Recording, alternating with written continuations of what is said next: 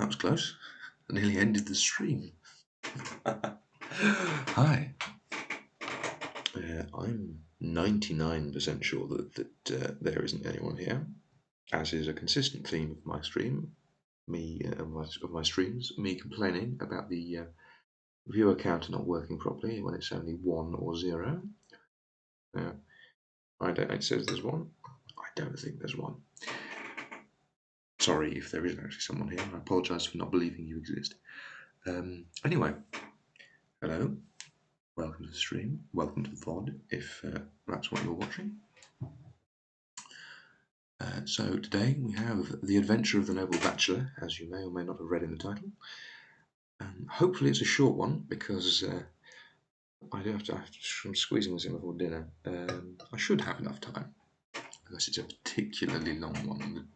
The short stories tend to be about 40 minutes to an hour and 10 minutes, so should be fine. That being said, without further ado, The Adventure of the Noble Bachelor. The Lord St. Simon... What? Oh, it's... Sorry. Hopefully that's not an auspicious beginning. The Lord St. Simon marriage, and its curious termination, have long ceased to be a subject of interest in those exalted circles in which the unfortunate bridegroom moves.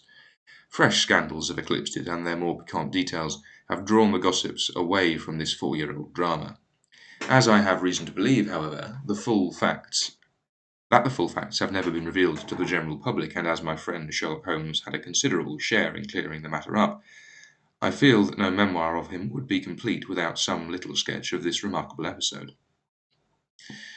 It was a few weeks before my own marriage, during the days when I was still sharing rooms with Holmes in Baker Street, that he came home from an afternoon stroll to find a letter on the table waiting for him. I had remained indoors all day, for the weather had taken a sudden turn of rain, with high autumnal winds, and the Giselle bullet which I had brought back in one of my limbs as a relic of my Afghan campaign throbbed with dull persistence. Amusing note. So in the very first Sherlock book, A Study in Scarlet, he is shot in the shoulder with a Giselle bullet. It's a bullet from a Giselle rifle, which is a kind of rifle. In the second book, The Son of the Four, he is described as having a bullet in the leg, which affects his walking. And obviously in this one, it's in a limb, a mysterious limb. So, I suspect that our dear friend Arthur Conan Doyle couldn't find his notes, or forgot, or couldn't be bothered to check. And so he got it wrong in the second book, and then no doubt someone mentioned it to him, and then he couldn't remember which one was right. And he just... Oh dear, it just tickles me, with mild inconsistency. Anyway, with my body in one easy chair, and my legs up on another, I had surrounded myself with a cloud of newspapers, until at last, saturated with the news of the day, I tossed them all aside, and lay listless, watching the huge crest and monogram upon the envelope upon the table, and wondering lazily who my friend's noble correspondent could be. "This is a very fashionable epistle," I remarked as he entered. "Your morning letters, if I remember right, were from a fishmonger and a tide-waiter." "Yes, my correspondence has certainly the charm of variety," he answered, smiling, "and the humbler are usually the more interesting. This looks like one of those unwelcome social summonses which call upon a man either to be bored or to lie." He broke the seal and glanced over the contents. "Oh, come, it may prove to be something Oh, wait. I thought that was Watson. Oh, come, it may prove to be something of interest after all." "Not social, then?" "No, distinctly professional, and from a noble client, one of the highest in England." "My dear fellow, I congratulate you." "I assure you, Watson, without affectation, that the status of my client is a matter of less moment to me than the interest of his case. It is just possible, however, that may also not be wanting in this new investigation. You have been reading the papers diligently of late, have you not?" "It looks like it," said I ruefully, pointing to the huge bundle in the corner. "I have had nothing else to do." "Which is fortunate, for you will perhaps be able to post me up." I read nothing except the criminal news and the agony column. The latter is always instructive, but if you have followed recent events so closely, you must have read about Lord St. Simon and his wedding. Oh, yes, with the deepest interest. That is well. The letter which I hold in my hands is from Lord St. Simon. I will read it to you, and in return you must look over these papers and let me have whatever bears upon the matter. This is what he says. My dear for the love of sanity. My dear Mr. Sherlock Holmes, Lord Blackwater tells me that I may place implicit reliance upon your judgment and discretion. I have determined, therefore, to call upon you and to consult you in reference to the very painful event which has occurred in connection with my wedding. Mr. Lestrade of Scotland Yard is acting already in the matter, but he assures me that he sees no objection to your cooperation, and that he even thinks it might be of some assistance.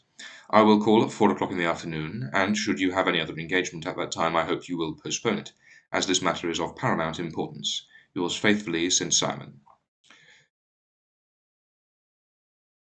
I assume that is Saint.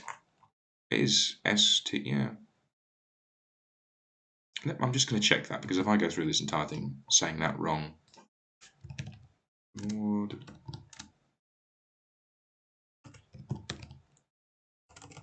St. Simon.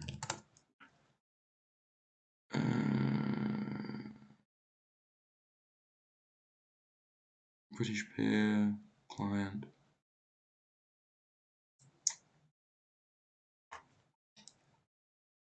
Let me see. If I go Saint Simon. Yeah, it is Saint. Okay, I'm reasonably confident now. Hopefully I'm not still wrong. I'm excited because I get to do my Lestrade voice. Hopefully he doesn't do too much talking, because I had to keep it up for I think a full chapter in the Side of the Four, and that nearly killed me. It is dated from Grosvenor Mansions, written with a quill pen, and the Lord Noble has had the misfortune to get a smear of ink upon the outside of his right little finger, remarked Holmes as he folded the epistle. He says 4 o'clock. It is 3 now. He will be here in an hour. That wasn't Holmes, that was Watson. He says 4 o'clock. It's 3 now. He'll be here in an hour. Then I have just time, with your assistance, to get clear upon the subject. Turn over those papers and arrange the extracts in their order of time while I take a glance as to who our client is. He picked up a red-covered volume from a line of books of reference beside the mantelpiece. Here he is, said he, sitting down and flattening it out upon his knee. Lord Robert Walsingham de Vere St. Simon, second son of the Duke of Balmoral. Arms azure, three caltrops in chief over a fess sable. Born 1846, he's 41 years of age, which is mature for marriage. Was Under-Secretary for the Colonies in its late administration. The Duke, his father, was at one time Secretary of Foreign Affairs. They inherited Plantagenet blood by direct descent and Tudor on the distaff side. Well, there's nothing very instructive in all this. I think I must turn to you, Watson, for something solid. I have very little difficulty in finding what I want, said I, for the facts are quite recent, and the matter struck me as remarkable. I feared to refer them to you, however, as I knew that you had an inquiry on hand and that you disliked the intrusion of other matters. Oh, you mean the little problem of the Grosvenor Square furniture van? That is quite cleared up now, though, indeed, it was obvious from the first. Pray, give me the results of your newspaper selection.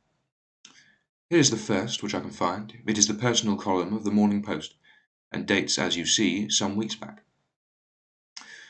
A marriage has been arranged, it says, and will, if rumour is correct, very shortly take place between Lord Robert St. Simon, second son of the Duke of Balmoral, and Miss Hattie Doran, the only daughter of Aloysius Doran, Esquire, of San Francisco, California, USA.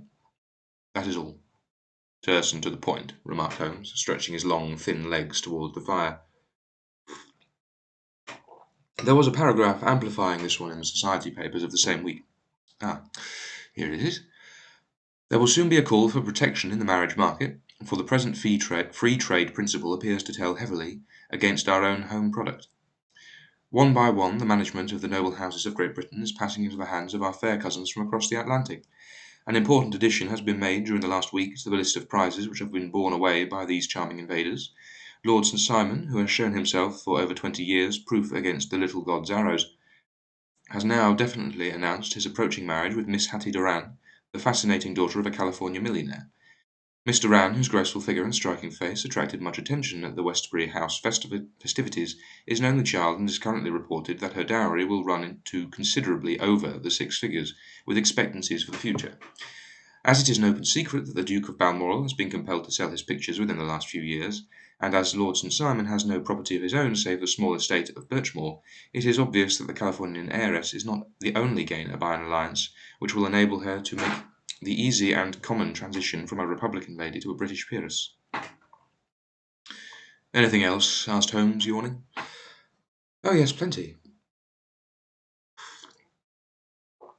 Then there is another note in the Morning Post to say that the marriage would be an absolutely quiet one, that it would be at St. George's, Hanover Square, that only half a dozen intimate friends would be invited, and that the party would return to the furnished house at Lancaster Gate, which has been taken over by Mr.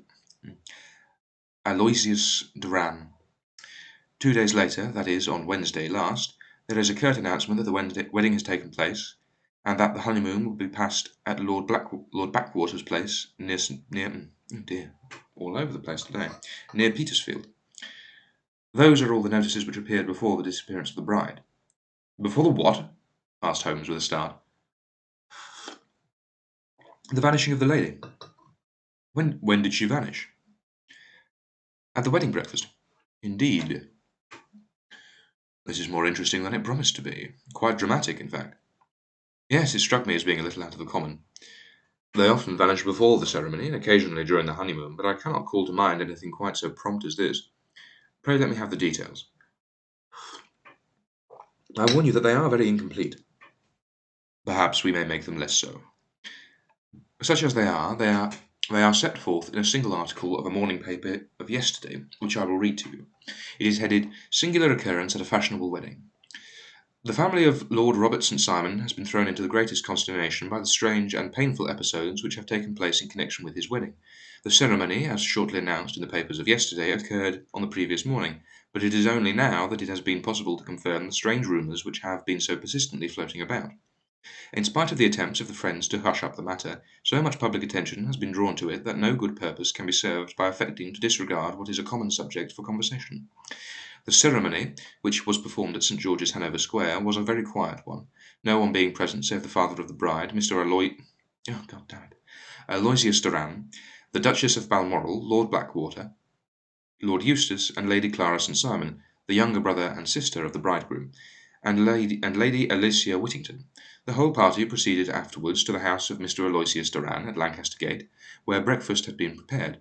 It appears that some little trouble was caused by a woman whose name has not been ascertained, who endeavoured to force her way into the house after the bridal party, alleging that she had some claim upon Lord St. Simon. It was only after a painful and prolonged scene that she was ejected by the butler and the footman. The bride, who had fortunately entered the house before this unpleasant interruption, had sat down to breakfast with the rest when she complained of a sudden indisposition and retired to her room. Her prolonged absence having caused some comment, her father followed, but learned from her maid that she had only come up to her chamber for an instant, caught up an ulster and bonnet, and hurried down the passage. One of the footmen declared that he had seen the lady leave the house thus apparelled, but had refused to credit that it was his mistress, believing her to be with the company. On ascertaining that his daughter had disappeared, Mr. Aloysius Doran, in conjunction with the bridegroom, instantly put themselves in communication with the police, and very energetic inquiries are being made which will probably result in a speedy clearing up of this very singular business. Up to a late hour last night, however, nothing had transpired as to the whereabouts of the missing lady. There are rumours of foul play in the matter, and it is said that the police have caused the arrest of the woman who was. It is said that the police have caused the arrest of the woman who had caused the original disturbance, in the belief that from jealousy or some other motive she may have been concerned in the strange disappearance of the bride. And that is all. Only one little item in another of the morning papers, but it is a suggestive one. And it is that Miss Flora Miller, the lady who caused the disturbance, has actually been arrested. It appears that she was formerly a danseuse. I'm definitely getting that wrong, I'll look that up later, at the Allegro, and that she had known the bridegroom for some years. There are no further particulars, and the whole case is in your hands now, so far as it has been set forth for the public press. An exceedingly interesting case it appears to be. I would not have missed it for the worlds. But there is a ring at the bell, Watson, and as the clock makes it a few minutes after 4, I have no doubt that this will prove to be our noble client. Do not dream of going, Watson, for I very much prefer having a witness, if only as a check to my own memory. So apparently that short conversation took an hour, which to me seems interesting. Doyle's narrative time management is a bit up in the air, it seems. Anyway, it's a page boy. Let me. Lord Robinson Simon, announced our page boy, throwing open the door. A gentleman entered with a pleasant, cultured face, high-nosed and pale, with something, perhaps, of petulance about the mouth, and with the steady, well-opened eye of a man whose pleasant lot it had ever been to command and to be obeyed. His manner was brisk, and yet his general appearance gave an undue impression of age, for he had a slight forward stoop and a little bend of the knees as he walked. His hair, too, as he swept off his very curly-brimmed hat, was grizzled around the edges and thin upon the top. As to his dress, it was careful to the verge of foppishness, with high collar, black frock coat, white waistcoat, yellow gloves, patent leather shoes, and light-coloured gaiters. He advanced slowly into the room, turning his head from left to right, and swinging in his right hand the cord which held his golden eyeglass. "Good day, Lord St. Simon," said Holmes, rising and bowing. "Pray take the basket chair. This is my friend and colleague, Dr. Watson. Draw up a little to the fire, and we will talk this matter over."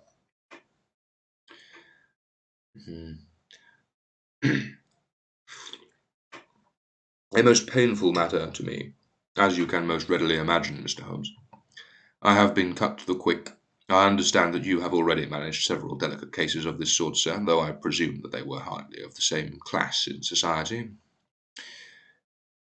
No, I am descending. I beg pardon? My last client of the sort was a king. Oh, really? I had no idea. And which king?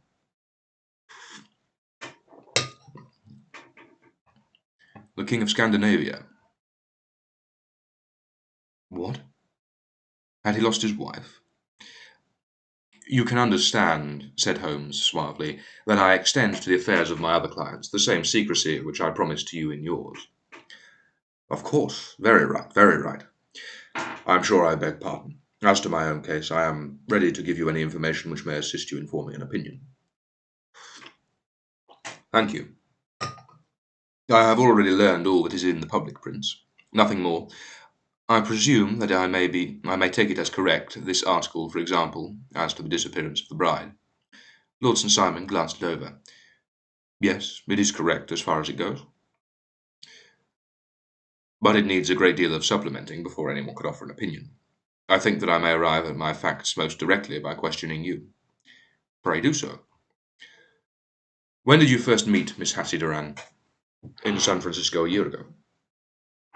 You were traveling in the States? Yes. Did you become engaged then? No. But you were on a friendly footing. I was amused by her society, and she could see that I was amused. Not quite sure if I'm keeping his voice consistent, but, well, I mean, that's not like I'm a professional voice actor or anything. Professionalism not included. Her father is very rich. He is said to be the richest man on the Pacific slope. And how did he make his money? In mining. He had nothing a few years ago, then he struck gold, invested it, and came up by leaps and bounds. Now, what is your own impression as to the young lady's, your wife's character? The nobleman swung his glasses a little faster and stared down into the fire. You see, Mr. Holmes, said he, my wife was 20 before her father became a rich man.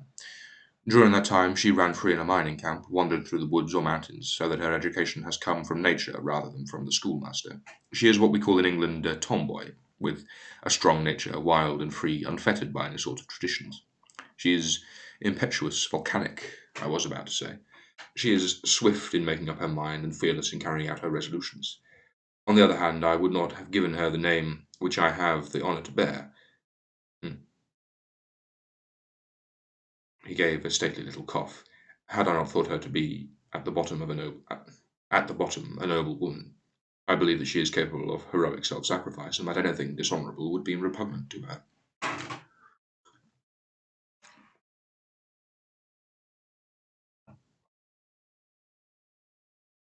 That's it.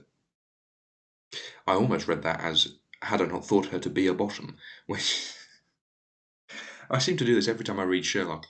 Every single time I end up misreading something or misinterpreting something as an innuendo. And then occasionally Arthur Doyle will just use the word ejaculate out of nowhere, which doesn't help. Mm. Anyway.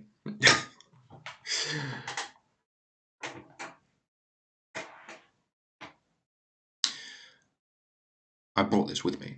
He opened a locket and showed us the full face of a very lovely woman. It was not a photograph, but an ivory miniature, and the artist had brought out the full effect of the lustrous black hair, and the large dark eyes, and the exquisite mouth. Holmes gazed long and earnestly at it. Then he closed the locket and handed it back to Lord St. Simon. The young lady came to London then, and you renewed your acquaintance? Yes. Her father brought her over for this last London season.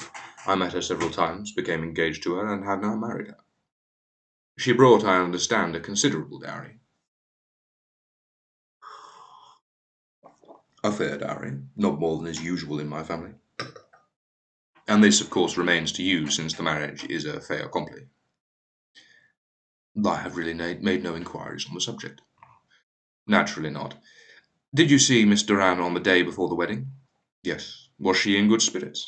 Never better. She kept talking about what we should do in our future lives. Indeed, that is very interesting. And on the morning of the wedding? She was as bright as possible, at least until after the ceremony. And did you observe any change in her then? Well, to tell the truth, I saw the first signs that I had ever seen that her temper was just a little sharp. The incident, however, was too trivial to relate, and can have no possible bearing upon the case. Pray let us have it, for all that. Oh, it is childish. She dropped her bouquet as we went towards the vestry. She was passing the front pew at the time, and it fell over into the pew. There was a moment's delay, but the gentleman in the pew handed it up to her again, and it did not appear to be the worse for the fall. Yet, when I spoke to her of the matter, she answered me abruptly, and in the carriage on our way home she seemed absurdly agitated over this trifling cause. Indeed. You say there was a gentleman in the pew. Some of the general public were present then. Oh, yes, it is impossible to exclude them when the church is open.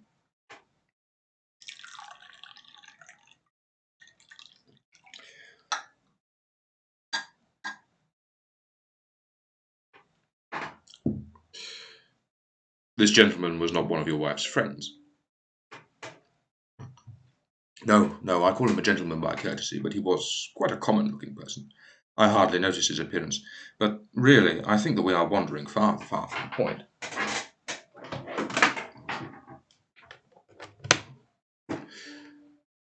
Lady St. Simon then returned from the wedding in a less cheerful frame of mind than she had gone to it. What did she do on re-entering her father's house? I saw her in conversation with her maid. And who is her maid? Alice is her name. She is an American and came from California with her. A confidential servant? A little too much so. It seemed to me that her mistress allowed her to take great liberties. Still, of course, in America they look upon those things in a different way. How long did she speak to this Alice? Oh, a few minutes. I had something else to think of. You did not overhear what they said? Lady St. Simon said something about jumping a claim.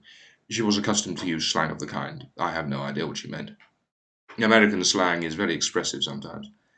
And what did your wife do when she finished speaking to her maid? She walked into the bedroom, into the words. She walked into the bed. She walked into the breakfast room. There we go. Finally. On your arm? No, alone. She was very independent in little matters like that. Then, after we sat down for 10 minutes or so, she rose hurriedly, muttering some words of apology, and left the room. She never came back. But this maid, Alice, as I understand, deposes that she went to her room, covered her bride's dress with a long ulster, put on a bonnet, and went out. Quite so. She was afterwards seen walking into Hyde Park in the company of Flora Miller, a woman who is now in custody. and who had already made a disturbance at Mr. Durand's house that morning.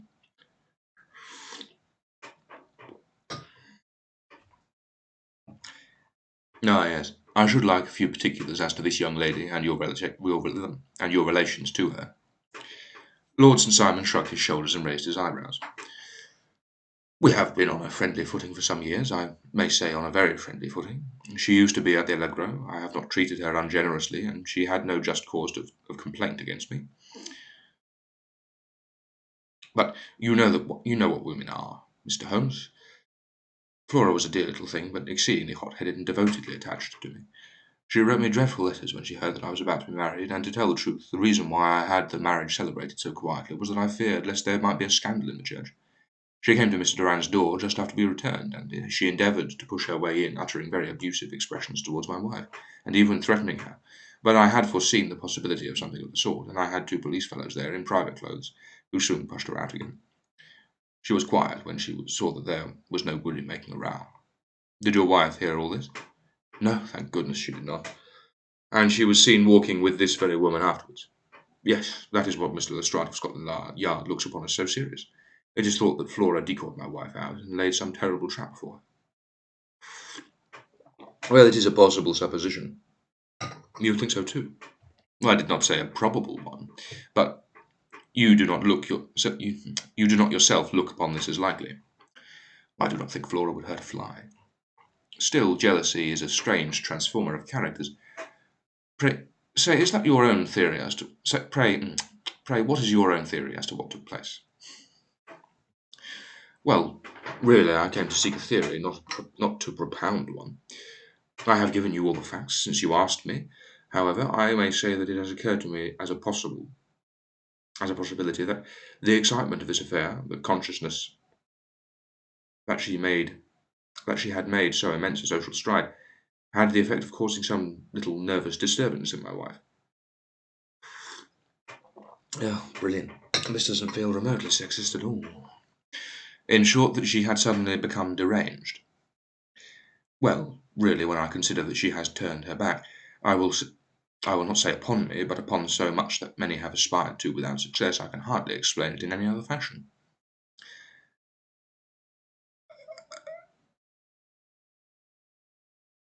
I think that might be the most arrogant thing I've ever read in my entire life.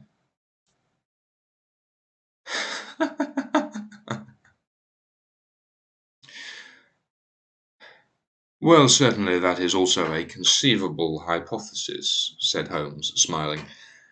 And now, Lord St. Simon, I think that I have nearly all my data. May I ask whether you were seated at the breakfast table so that you could see out of the window? We could see out the other side, the other side of the road in the park. Quite so. Then I do not think I need to detain you any longer. I shall communicate with you. Should you be fortunate enough to solve this problem, said our client, rising. Thank you. It's very kind of you.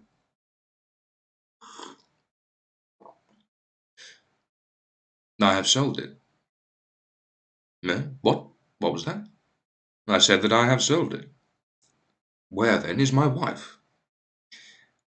That is a detail which I shall speedily supply. Lord St. Simon shook his head. I am afraid that it will take wiser heads than yours or mine, he remarked, and bowing in a stately, old-fashioned manner, he departed. It is very good of Lord St. Simon to honour my head by putting it on a level with his own, said Sherlock Holmes, laughing. I think that I shall have a whisky and soda and a cigar after all this cross-questioning. I had confirmed my conclusions as to the case before our client came into the room.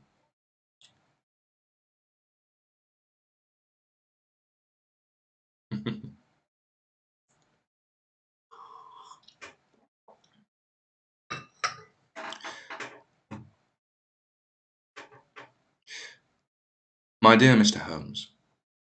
No, wait. Our client came into the room. Watson. My dear Mr. Holmes. I have notes of several similar cases, though none, as I remarked before, which were quite as prompt. My whole examination served to turn my conjecture into a certainty. Circumstantial evidence is occasionally very convincing, as when you find a trout in the milk. to quote Thoreau's example. But I have heard all that you have heard, without, however, the knowledge of pre-existing cases which serves me so well, and something on very much the same lines at Munich the year after the Franco-Prussian War. Wait, I've missed a line. There was a parallel instance in Aberdeen some years back, and something on very much the same lines at Munich the year after the Franco-Prussian War. It is one of these cases, but... Hello, here is Lestrade. Good afternoon, Lestrade. You will find an extra tumbler upon the sideboard, and there are cigars in the box. The official detective was attired in a pea jacket and cravat, which gave him a decidedly nautical appearance, and he carried a black canvas bag in his hand. With a short greeting, he seated himself and lit the cigar which had been offered to him. What's up, then? Asked Holmes, with a twinkle in his eye. You look dissatisfied. I think I will come back and I'll probably come back and talk to you when I get to the end. I will say. I feel bad just ignoring you, but you did ask me to, so. You look dissatisfied. Right, now I've got to remember Lestrade's voice. And I feel dissatisfied. It is this infernal Sir Simon marriage case. I could make neither head nor tails of the business. Really? You surprise me. Who ever heard of such a mixed affair? Every clue seems to slip through my fingers. I've been working upon it all day.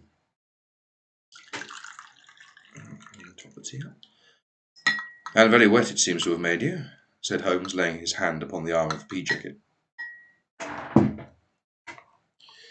Yes, I've been dragging the Serpentine. For heaven's name, what for? In search of the body of Lady St. Simon. Sherlock Holmes leaned back in his chair and laughed heartily. Have you dragged the basin of Trafalgar Square fountain? He asked. Why? What do you mean? Because you have just as good a chance of finding this lady in one as the other. Lestrade shot an angry glance at my companion. I suppose you know all about it, he snarled. Well, I have only just heard the facts, but my mind is made up. Oh, indeed. Then you think the Serpentine plays no role in the matter? I think it very unlikely. Then perhaps you will kindly explain how it is that we found this in it. He opened his bag as he spoke and tumbled onto the floor a wedding dress of watered silk, a pair of white satin shoes, and a bride's wreath and veil, all discoloured and soaked in water. There, he said, putting his new wedding ring upon the top of the pile. There is a little nut for you to crack, Mr. Holmes. Oh, indeed, said my friend, blowing blue rings into the air. You dragged them from the Serpentine? No, they were found floating near the margin by a park keeper. They have been identified as her clothes, and it seemed to me that if the clothes were there, the body would not be far off. By the same brilliant reasoning, every man's body is to be found in the neighbourhood of his wardrobe. And pray, what did you hope to arrive at through this? Why, some evidence implicating Flora Miller in the disappearance. Well, I'm afraid you'll find it difficult. Are you indeed now? Cried Lestrade with some bitterness. I'm afraid, Holmes, that you are not very practical with your deductions and interferences. You have made 2 blunders in as many minutes. This dress does implicate Miss Flora Miller. And how? In the dress pocket. In the dress is a pocket. In the pocket, if you go on about of my Twitch, you should find a link to where I got the HTML from, the Sherlock Holmes canon, and you can get to the Adventure of the Noble Bachelor through there.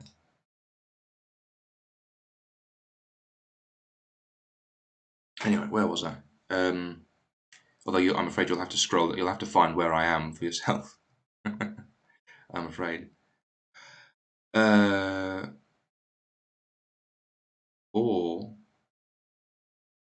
cool. I'll tell you what. I'll give you a second to catch up because I'm actually at a bit. You can just look for the capitalized FHM, and it should be fairly obvious to find. Let me know when you've got there. I don't think I need to make more tea. I don't think there's enough left of it to warrant it.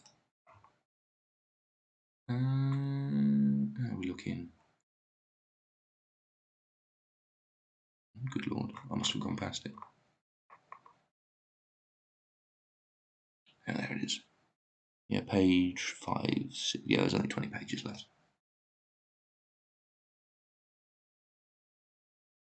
Cool. Where was I? Because I'm a little bit behind that section. So, I'm afraid I am indeed. This does indeed implicate Miss Flora Miller.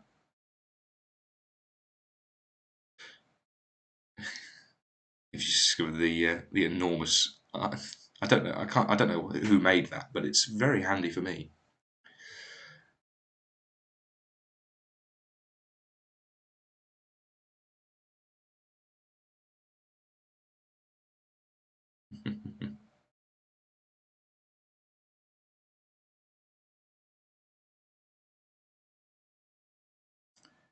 Where am I?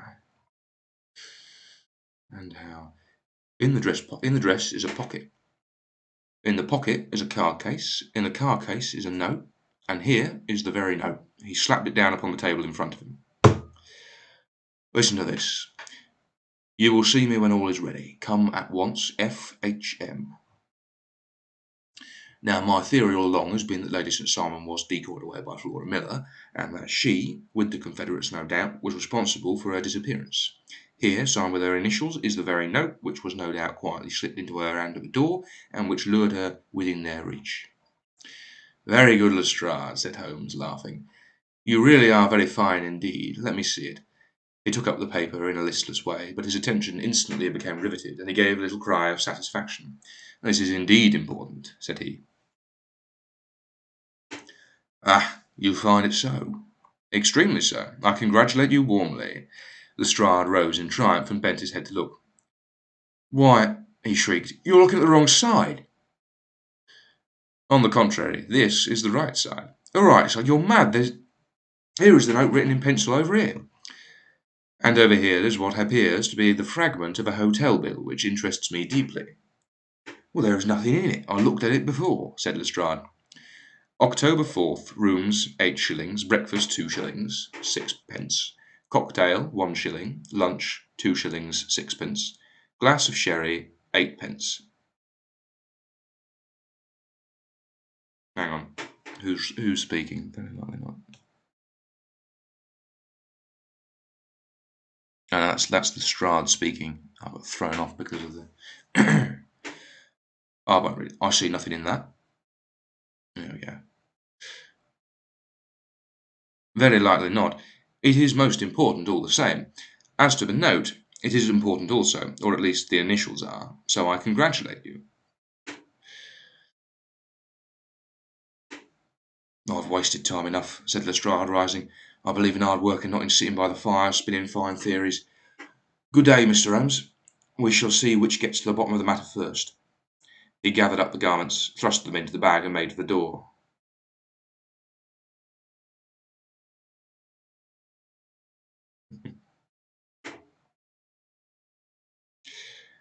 Yeah, I'll probably do some tomorrow.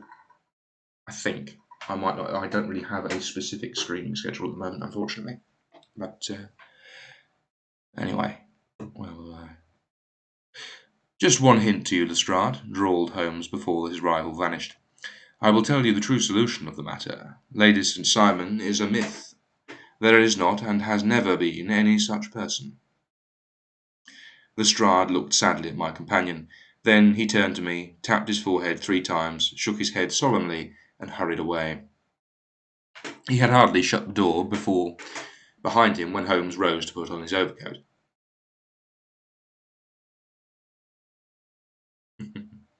Thank you. Thank you very much. There is something in what the fellow says about outdoor work, he remarked. So I think, Watson, that I must leave you to your papers for a little. It was after 5 o'clock when Sherlock Holmes left me, but I had no time to be lonely, for within an hour there arrived a confectioner's man with a very large flat box. This he unpacked with the help of a youth whom he had brought with him, and presently, to my very great astonishment, a quite Epicurean little cold supper began to be laid out upon our humble lodging-house mahogany.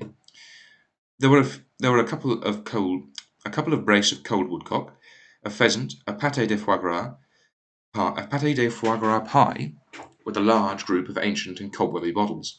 Having laid out all these luxuries, my two visitors vanished away like the genii of the Arabian Nights, with no explanation save that things had been paid for and were ordered to this address. Just before 9 o'clock, Sherlock Holmes stepped briskly into the room. His features were gravely set, but there was a light in his eye which made me think that he had not been disappointed in his conclusions.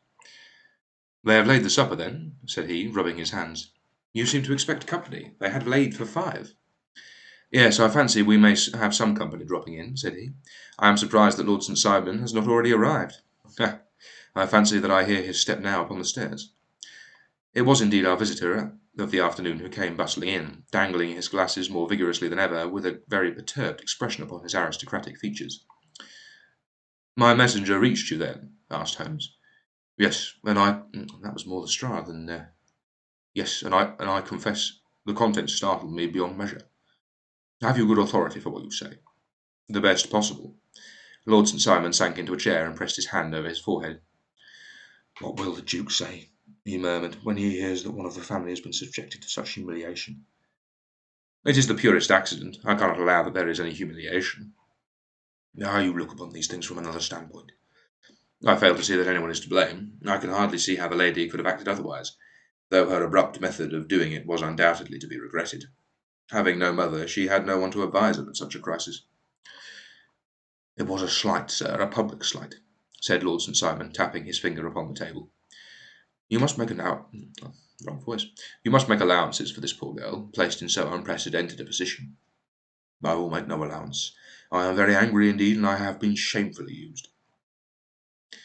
"I think I heard a ring," said Holmes. "Yes, there are steps on the landing. If I cannot persuade you to take a lenient view of the matter, Lord St. Simon, I have brought an advocate here who may be successful." He opened the door and ushered in a lady and gentleman. "Lord St. Simon," said he, "allow me to introduce to you Mr. and Mrs. Francis Hay Moulton. The lady, I think, you have already met." At the sight of these newcomers, our client had sprung from his seat and stood very erect. Every time.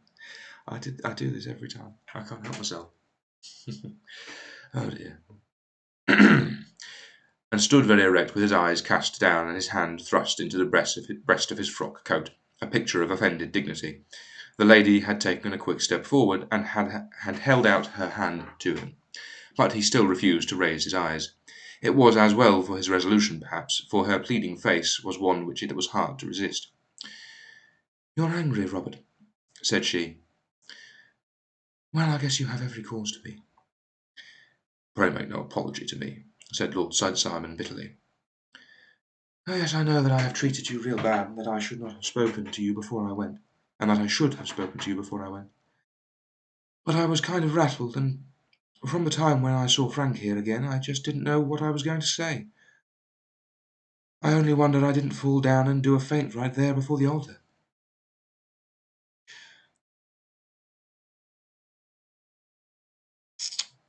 "Perhaps, Miss Moulton, you would like me and my friend to leave the room while you explain this matter?" I need another voice. "If I may give my opinion," remarked the strange gentleman, "we had just a little too much secrecy over this business already. For my part, I should like all of Europe and America to hear the rights of it." He was a small, wiry, sunburnt man, clean-shaven, with a sharp face and alert manner. "Then I'll tell our story right away," said the lady. "Frank here and I met in '84 in Maguire's camp, near the Rockies, where Pa was working a claim. We were engaged to each other, Frank and I, but then one day Father struck a rich pocket and made a pile, while poor Frank here had a claim that petered out and came to nothing. The richer Pa grew, the poorer Frank was, so at last Pa wouldn't hear of our engagement lasting any longer, and he took me away to Frisco. Frank wouldn't throw up his hand, though, so he followed me there. He saw me without Pa knowing anything about it. It would only have made him mad to know, so we just fixed it all up ourselves. Frank said that he would go and make his pile too, and never come back to claim me until he had as much as Pa. So then I promised to wait for him, to the end of time and pledged myself not to marry anyone else while he lived. Why shouldn't we be married right then? He said. And then I feel sure of you. I will feel sure of you, and I won't claim to be your husband until I come back. We talked it over, and he had it all fixed up so nicely, with a clergyman already in waiting, that we just did it right there. And then Frank went off to seek his fortune, and I went back to Pa.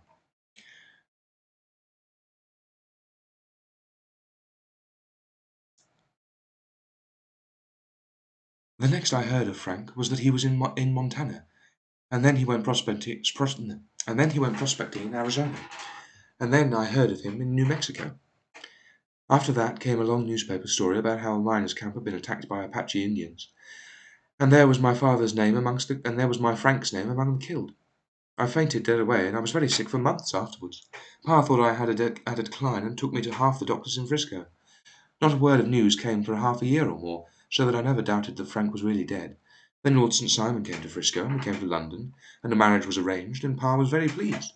But I felt all the time that no man on this earth would ever take the place in my heart that had given to my poor Frank. That had been given to my poor Frank. Still, if I had married Lord St. Simon, of course I'd have done my duty by him. We can't command our love, but we can our actions. I went to the altar with him with the intention to make him just as good a wife as it was in me to be. But you may imagine what I felt when, just as I came to the altar rails, I glanced back and saw Frank standing and looking at me out of the first pew. I thought it was his ghost at first, but when I looked again, there he still was, with a kind of question in his eyes, as if to ask me whether I were glad or sorry to see him. I wonder I didn't drop. I know that everything was turning round, and that the words of the clergyman were just like the buzz of a bee in my ear. I didn't know what to do. Should I stop the service, or make a scene in the church? I glanced at him again, and he seemed to know what I was thinking, for he raised his finger to his lips to tell me to be still. Then I saw him scribble on a piece of paper, and I knew that he was writing me a note.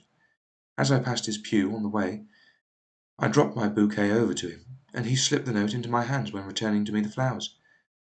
It was only a line asking me to join him when he made the sign to me to do so. Of course, I never doubted for a moment that my first duty was now to him, and I determined to do just whatever he might direct. One moment.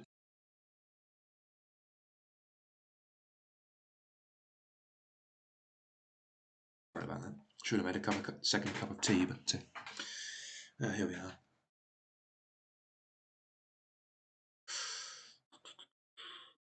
Oh, When I got back, I told my maid, who had known him in California, and had always been his friend, I ordered her to say nothing, but to get a few things packed and my ulster ready. I know I ought to have spoken to Lord St. Simon, but it was dreadfully hard, before his mother and all those great people. I just made up my mind to run away and explain afterwards. I hadn't been at the table 10 minutes before I saw Frank out the window, at the other side of the road.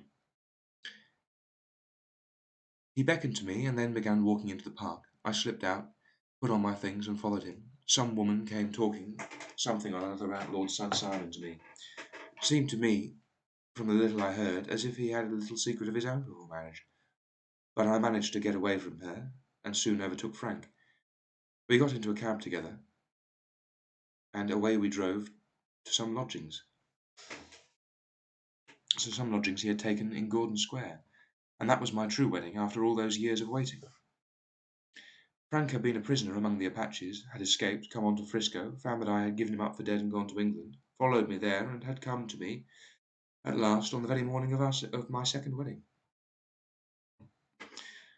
I saw it in the papers, explained the American. It gave the name and the church, but not where the lady lived. Can't do an American accent to save my life, unfortunately.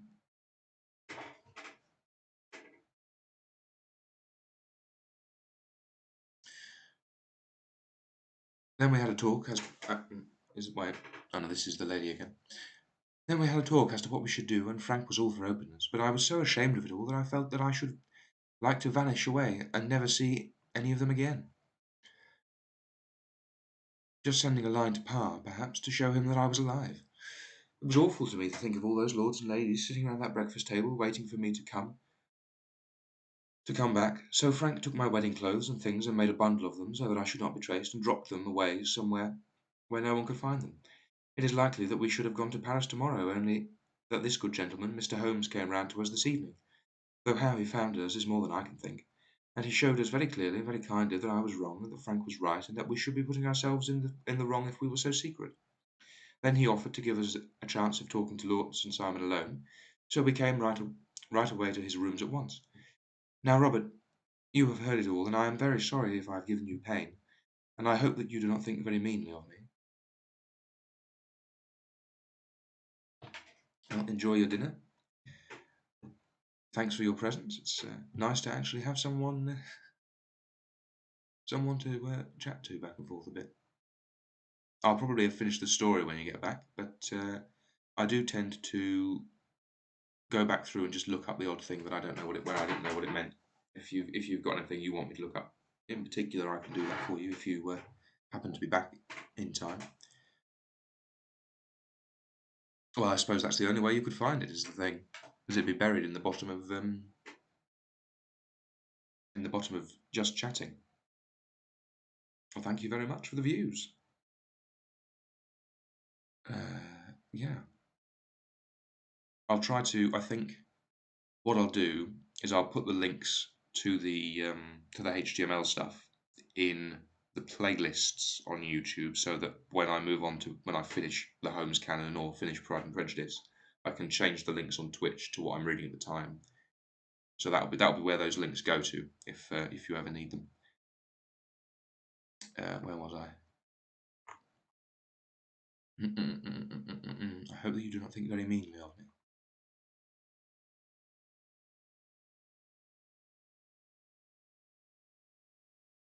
Really? Was it?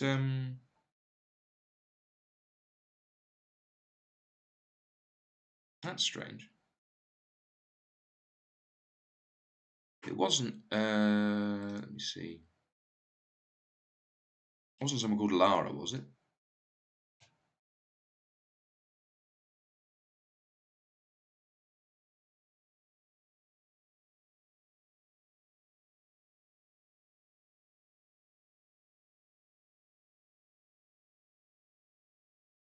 Yeah. She's been quite handy. She's yeah, she's a commission artist for Twitch stuff. She's followed me this morning. You get it's a surprising number of yeah.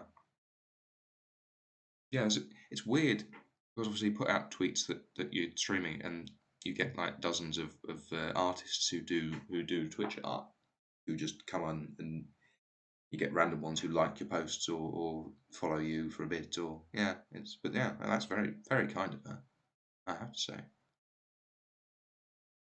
Um, I'll have to thank her. Anyway, enjoy your dinner, and hopefully I'll see you again sometime.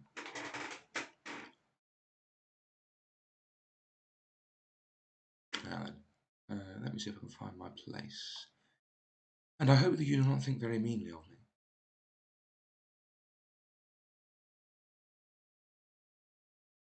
Lord St. Simon had by no means relaxed his rigid attitude, but had listened with a frowning brow and a compressed lip to this long narrative.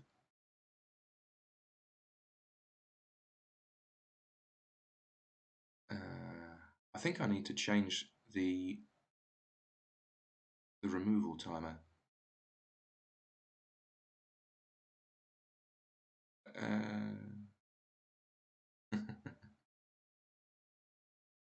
Well, thank you very much yourself. I would respond with whatever the Japanese equivalent for "you're welcome" is, but I wouldn't know how to say it, unfortunately. Um, yeah. As I said, enjoy your dinner.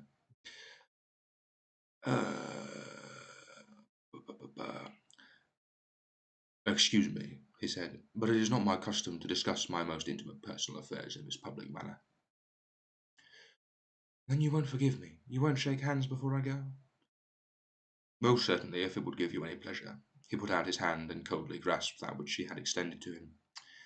I had hoped, suggested Holmes, that you would have joined us in a friendly supper. I think that you ask a little too much there, responded his lordship. I may be forced to acquiesce in these recent developments, but I can hardly be expected to make merry over them. I think that with your permission I will now wish you all a very good night. He included us all in a sweeping bow and stalked out of the room. "Then I trust that you, at least, will honour me with your company," said Sherlock Holmes. "It is always a joy to meet an American, Mr. Morton, for I am one of those who believe that the folly of a monarch and the blundering of a minister in far gone years will not prevent our children from being some day citizens of the same world-wide country under a flag which shall be a quartering of the Union Jack with the stars and stripes." What? What? Let me read that again. For I am one of those who believe that the folly of a monarch and the blundering of a minister in far gone years will not prevent our children from being some day citizens of the same world-wide country under a flag which shall be a quartering of the Union Jack with the stars and stripes.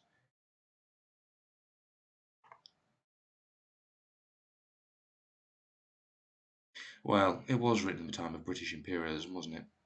The 1890s. Yeah, that tracks.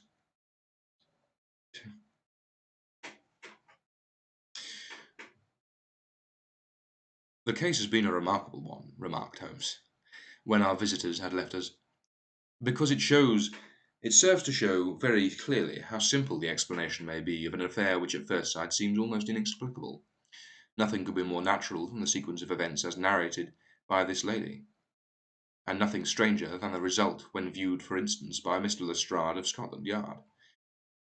"You were not yourself at fault at all, then?"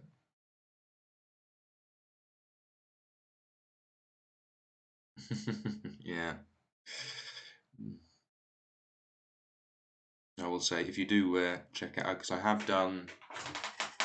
did, I did a study in Scarlet and the Sign of the Fall already. They're full novels,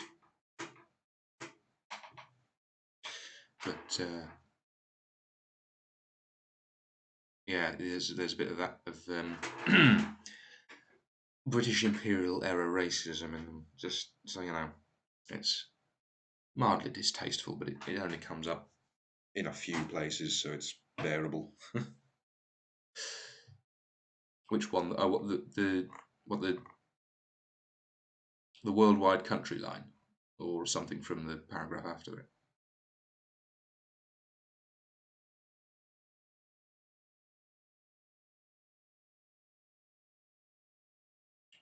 Hmm. Anyway, I can't tell who's. It's after they'd left, so that has to be.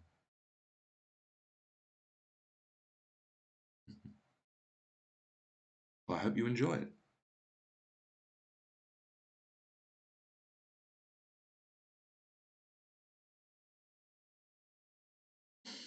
Well, so this is Watson. You were not yourself at fault then. From the first, two facts were very obvious to me. The one that the lady had been quite willing to undergo the wedding ceremony, the other that she had repented of it within a few minutes of returning home. Obviously, something had occurred during the morning, then, to cause her to change her mind. What could that something be? She could not have spoken to anyone when she was out, for she had been in the company of the bridegroom. Had she seen someone then? If she had, it must be someone from America, because she had spent so short a time in this country that she could hardly have allowed anyone to acquire so deep an influence over her that the mere sight of him would induce her to change her plans so completely. You see, we have already arrived, by a process of exclusion, at the idea that she might have seen an American. Then who could this American be, and why should he possess so much influence over her? It might be a lover, it might be a husband. A young woman had, I knew, been spent in the rough scenes under strange conditions. So far I had got before I ever heard Lord St. Simon's narrative. When he told us of a man in a pew, of the change in the bride's manner of so transparent a device for obtaining a note as the dropping of a bouquet, of her resort to her confidential maid, and of her very significant allusion to claim jumping, which in miners' parlance means taking possession of that which another person has a prior claim to, the whole situation became absolutely clear. She had gone off with a man, and the man was either a lover or was a previous husband, the chances being in favour of the latter. And how in the world did you find them? Well, it might have been difficult, but friend Lestrade held information in his hand, the value of which he did not himself know. The initials were, of course, of the highest importance. But more valuable still was it to know that within a week he had settled his bill at one of the most select London hotels. How did you deduce the select? by the prices. 8 shillings for a bed and eightpence for a glass of sherry pointed to one of the most expensive hotels. There are not many in London which charge at that rate. In the second one which I visited in Northumberland Avenue, I learned by an inspection of the book that Francis H. Moulton, an American gentleman, had left only the day before, and on looking over the entries against him, I came upon the very items which I had seen in the duplicate bill. His letters were to be forwarded to 226 Gordon Square, so thither I travelled, and being fortunate enough to find the loving couple at home, I ventured to give them some paternal advice, and to point out to them that it would be better in every way that they should make their position a little clearer, both to the general public and to Lord St. Simon in particular. I invited them to meet him here, and, as you see, I made him keep the appointment. Amusingly, Holmes is offering paternal advice, but at the start of a study in Scarlet, he's still studying in university, so he'd be at most in his 20s. And this, I believe, would be set maximum of probably 4 or 5 or 6 years after. So, I mean, he's probably not even 30 in this book, in this story. The Adventures of Sherlock Holmes jumps around a little bit, but yeah, it's. I mean, maybe it was 9 years, in which case he would be in his 30s, so it wouldn't be too out of the blue, but it's still a bit of a stretch. Then again, it's probably just a turn of phrase. But with no very good result, I remarked. His conduct was certainly not very gracious. Ah, Watson, said Holmes, smiling, perhaps you would not be very gracious either, if after all the trouble of wooing and wedding you found yourself deprived in an instant of wife and of fortune. I think that we may judge Lord St. Simon very merciful, and thank our stars that we are never likely to find ourselves in the same position. Draw your chair up and hand me my violin, for the only problem we still have to solve is how to while away these bleak autumnal evenings. Which is the end of The Adventure of the Noble Bachelor. So now I will just I'll be going back through and looking up the odd thing that I don't know. If any of the two viewers, I think, if anyone watching has anything they'd like me to look up, do feel free to let me know, and I will endeavour to find it and answer the question. I don't always find the answers to what I want to know, so usually when it's a turn of phrase or a word that just isn't quite available to look up on the online. But that being said, let me jump over to let me open here and get that ready, and then switch over to screen capture. Oh, that's the wrong. No, I need to change it to entire screen. There we go. So I know I highlighted a couple of things. I need to just raise this up a little bit so that I can see comment section. There we go, which will mean that the comments are duplicated a little bit, but oh well. Let's have a look. Oh, what you mean, the getting all the different things on the screen at once? Honestly, I wish I could find a way of making this chat section a little bit bigger, but I haven't found one so far. But yeah.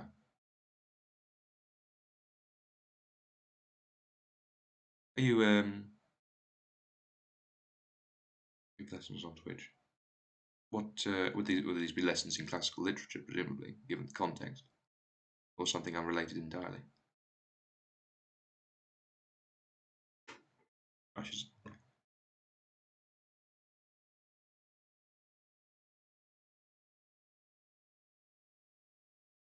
Yeah. I've only ever used Twitch Studio because obviously it's Twitch's own one. So when I started out, it was directly linked. Let's see, pâté de foie gras. I don't actually know what foie gras is. I know what pâté is, but pâté,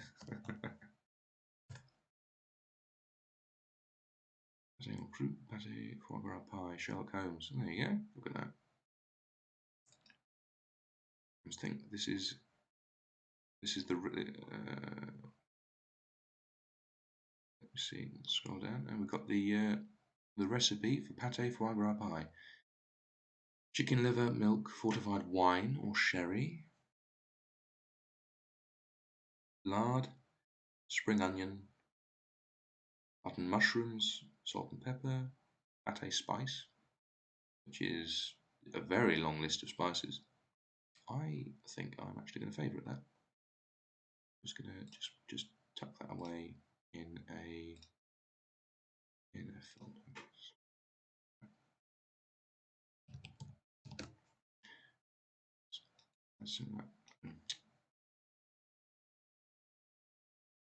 I'll have to move that to. There we go. Sorted.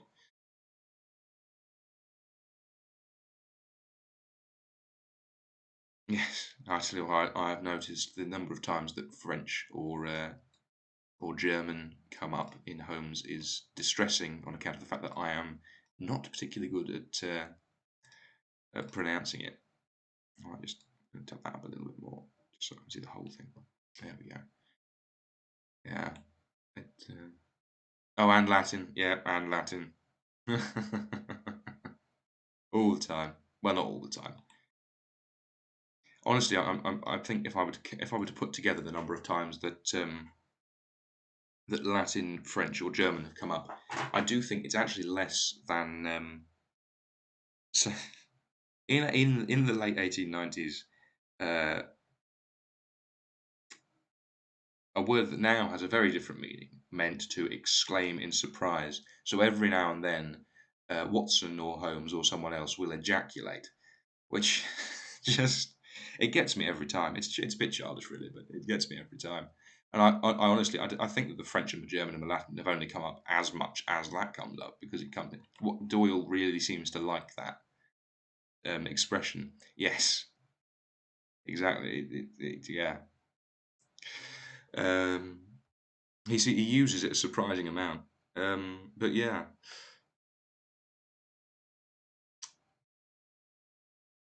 and you would. It doesn't actually come up that often, really. The probably actually more often I think in the short stories than in the full stories, because in the full stories there's only a couple of instances of Holmes sitting down and expounding on his reasoning, whereas in these you get more, and he tends to cap them off with.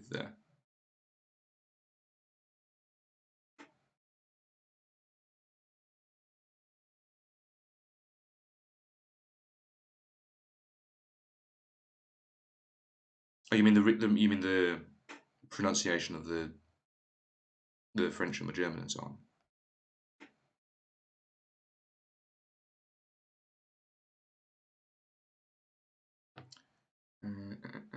Pea jacket.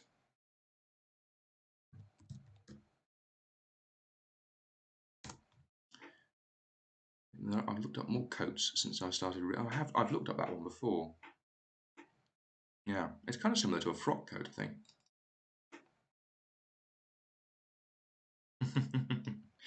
Oh, don't worry. Focus on your tea. It's much more important than language change over the course of a century.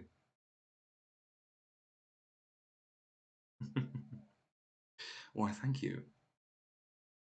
What was I was looking up frock coat? Yeah, because I've looked up frock coat comes up quite a lot. And no, it's very different to a frock coat. Very different. Yeah, the pea jacket's got that overlapping section. Right, and then there's another one just up here. Thoreau.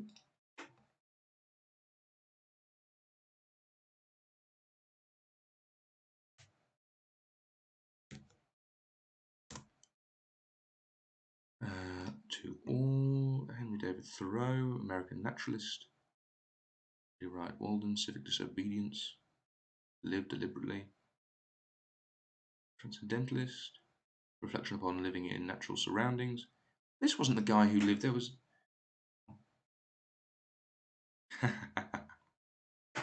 Well, that is.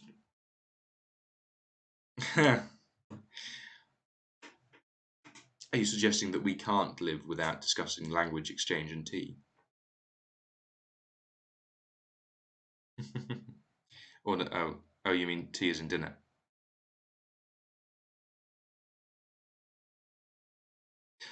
Yeah, well, I suppose you wouldn't be able to live for very long without language acquisition, would you? That is true. Or knowledge acquisition. Oh dear. Um,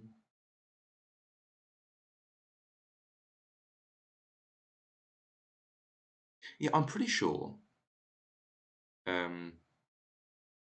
I'm pretty sure that Henry David Thoreau. I think he was lifelong abolitionist, anarchist.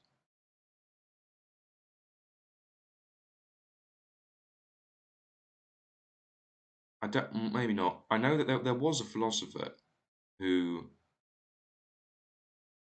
um, he just went off and lived in the woods because he didn't believe in government authority or taxation or any of that, and so he literally just.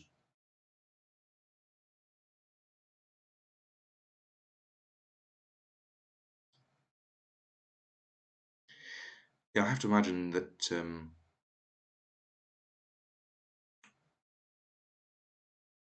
Yeah, acquiring knowledge in general without having access to language would be nigh impossible, wouldn't it? Because of course you wouldn't be able to. You would have to find it all yourself, wouldn't you? And you'd have no way of structuring that knowledge. Let's see, the Allegro.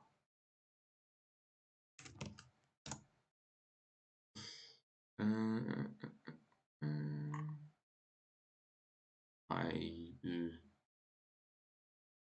London. Oh, so yeah, it's a theatre in London. There we go. Images?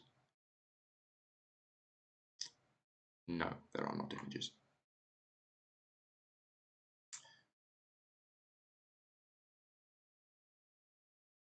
Where are we? I don't think there's too much more to look up, although I always think that. Our gaiters are just, they're like Wellingtons. They're those things that go over your boots. Yeah, looked that up before. I think it came up in Pride and Prejudice, actually.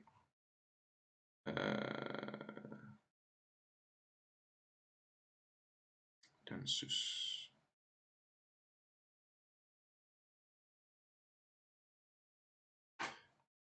Wait, let's see.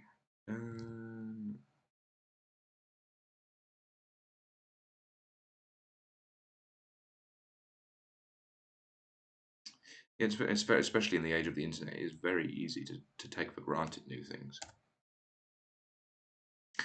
Oh, she was a ballet dancer. Oh, that makes a lot of sense. Yeah, the woman, what was her name? Flora Miller. Flora, oh, there it is, Flora Miller. Yeah, she was a ballet dancer.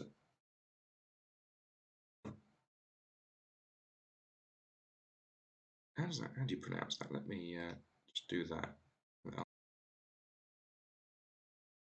Danseuse. Yeah, I was not pronouncing that right.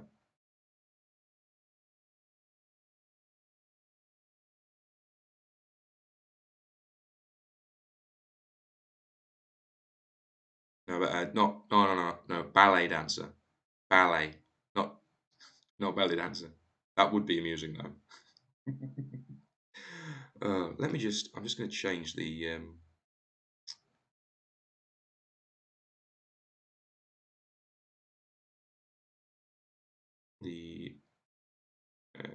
change that to double that.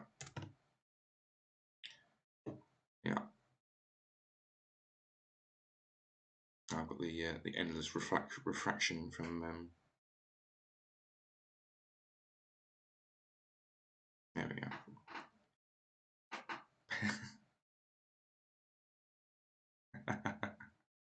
Are you suggesting that I am a fanboy of belly dancing specifically? I do quite like ballet. Oh, what, because of the, yeah, no. It's the funny thing is no one I know talks like this. I don't know where it came from because I grew up watching mostly American television, and all of my family are like farmers from Lincolnshire. So it's bizarre. Yeah. There's one. I know what else is.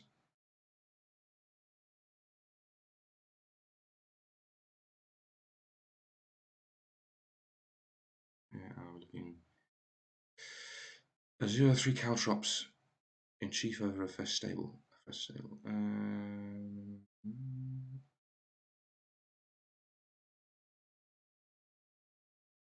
That's the. Well, let me look. What I'll do is I'll look up Simon. No, it's Robertson Simon.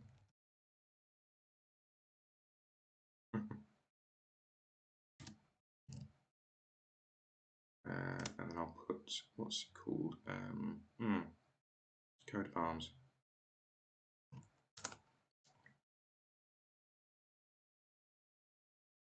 Assume they're caltrops. See if we can find something.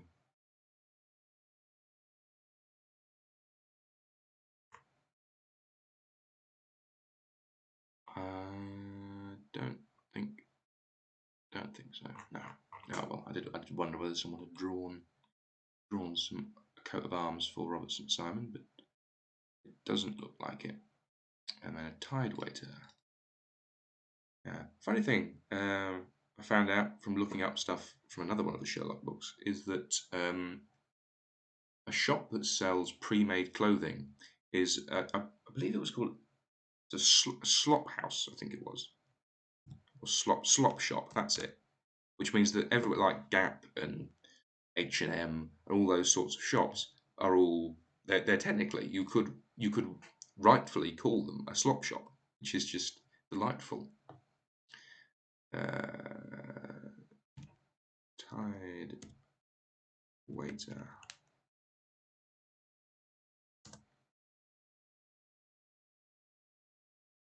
Yeah, yeah, slop shop.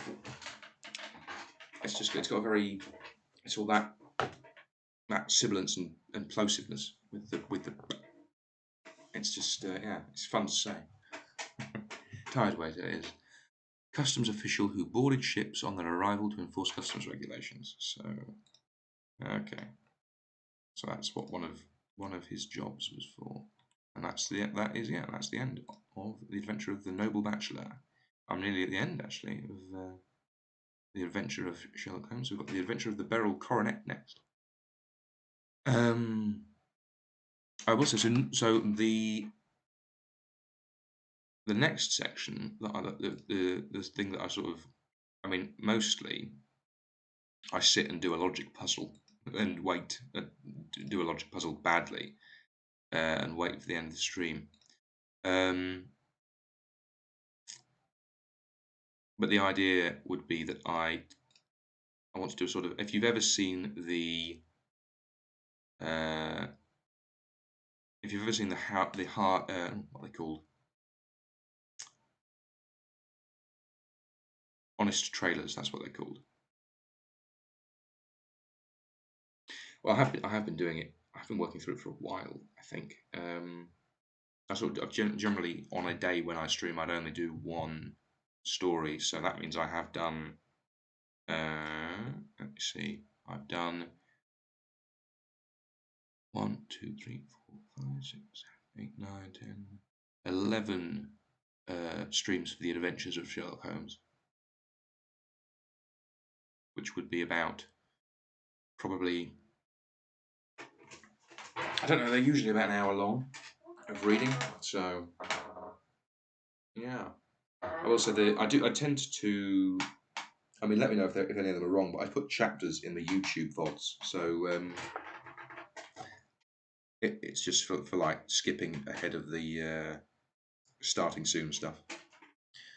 But anyway, yeah. So yeah, I generally would at the end of the stream we'll just sit here and do a logic puzzle because there's not normally anyone here. It's a very healthy addiction to have. Yeah. So if you've got any nonsense sentences you feel like giving me, because obviously if you've seen the honest trailers videos at the ends, they tend to do they do a little section where I mean I'm not quite trailer voice levels of impressive, but they do, it'd be stuff like I'm trying to think now I have to think of something. I can't think of anything at all. But just like ridiculous nonsense. Yeah. Uh,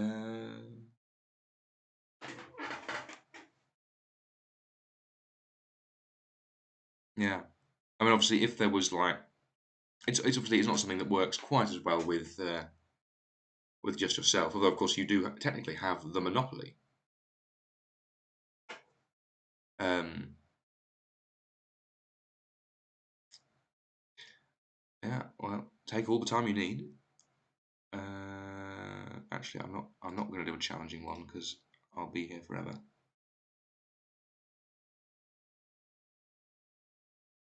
Um, I can't tell whether I'm supposed to be saying "please say" or whether you your colon's throwing me off. um, but yeah,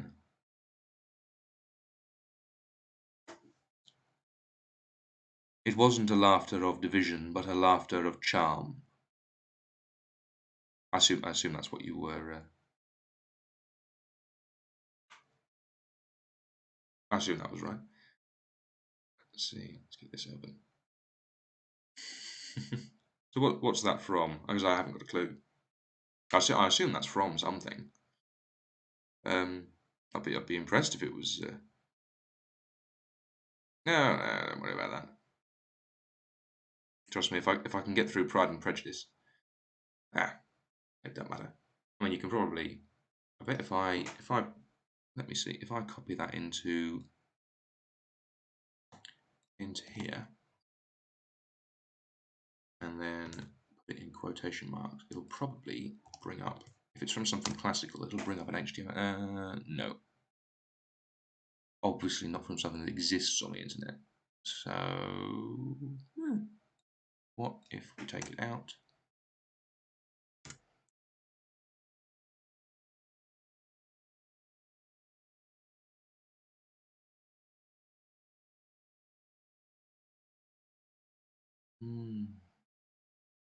Well,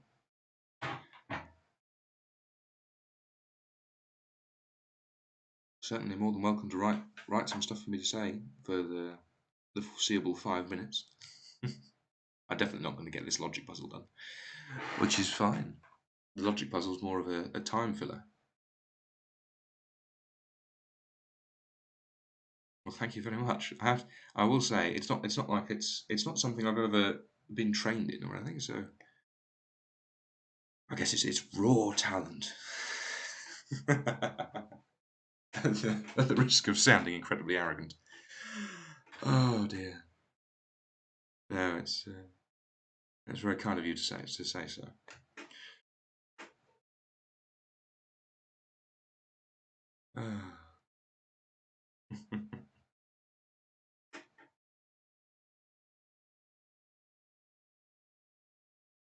Oh, quite. Well, you've got to make the most of these things, haven't you? Uh,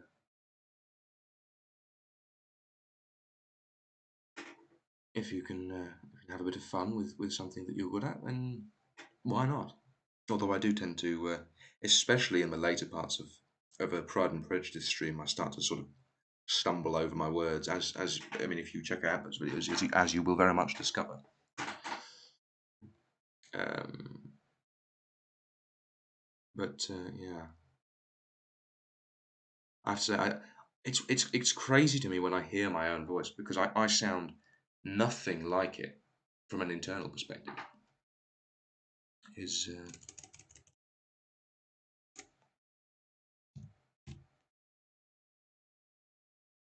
Yeah, how do you spell that? No, no, I spelled that right. Twitch is wrong.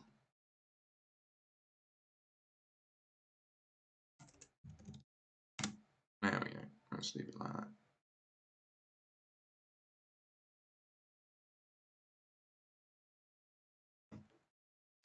Yeah, yeah. It's crazy. Nowhere near as deep.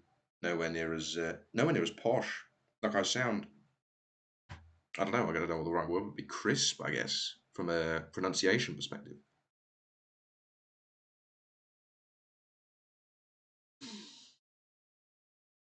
Uh, but yeah, it works out from the perspective of reading classic English literature. It's quite fitting.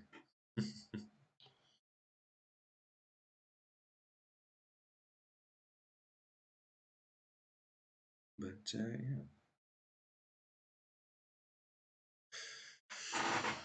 I don't know. I would say, are there? I probably won't start anything new until I finish either Pride and I mean, I was planning to go from Pride and Prejudice to Sense and Sensibility.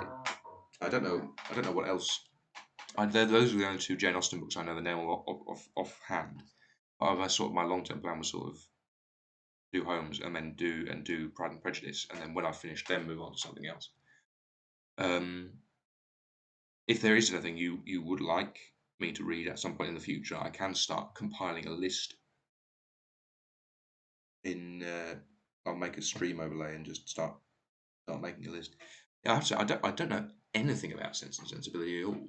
I knew the plot of Pride and Prejudice because I'd read Pride and Prejudice and Zombies, which the film is garbage. The film is a dumpster fire of a film. The book of Pride and Prejudice and Zombies is really good.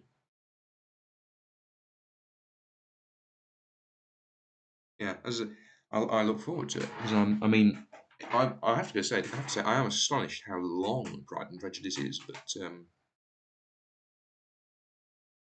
yeah, it's like near when I've after copying it into a Word document and magnifying it up to make it easy to read. You would expect otherwise. Yeah, you really would. But it's written in the same sort of slightly sort of an archaic style, like 80s, in a similar style. Although I will say, it's a lot easier to read. Yeah, because the actual Pride and Prejudice, the Jane Austen one, is it's got a lot of run-on sentences, just like on and on and on and on. It's like have what could be its own sentence, and then you have a semicolon, and then you have a comma, and then you have a comma, and then you have a comma, and then you have a semicolon. It just goes on and on and on, and I just lose the thread. Yeah. Uh, if you've got anything else for me to say, you'll have to slip it in there very quickly because I'm gonna have to go and have dinner in a minute. But uh, yeah, Pride and Prejudice or Sense and Sensibility, you mean, or the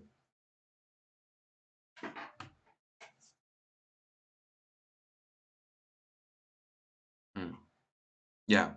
Yeah, as I say, that is the plan for when I finish Pride and Prejudice. Sense and Sensibility is next on the list.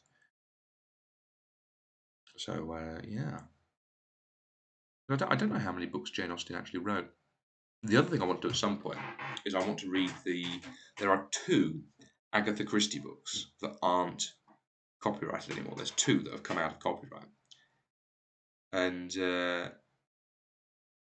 what I want to do is if I can.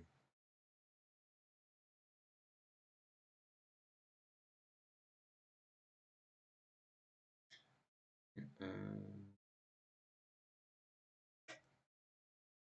what is what's inspiring you to? Is this for your writing? You mentioned writing.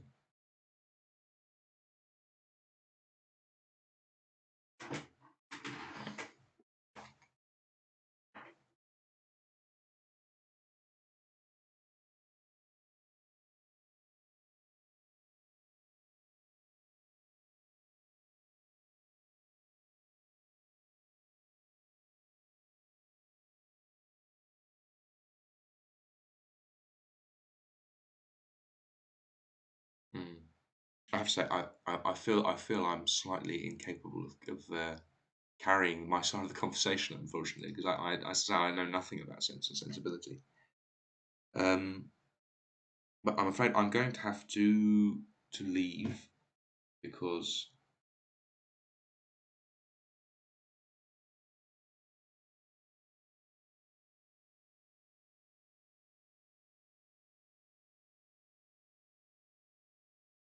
hmm, yeah, I'll see you, and I hope to see you next time. So, as I say, I hope you've enjoyed, and yeah, good day and good night.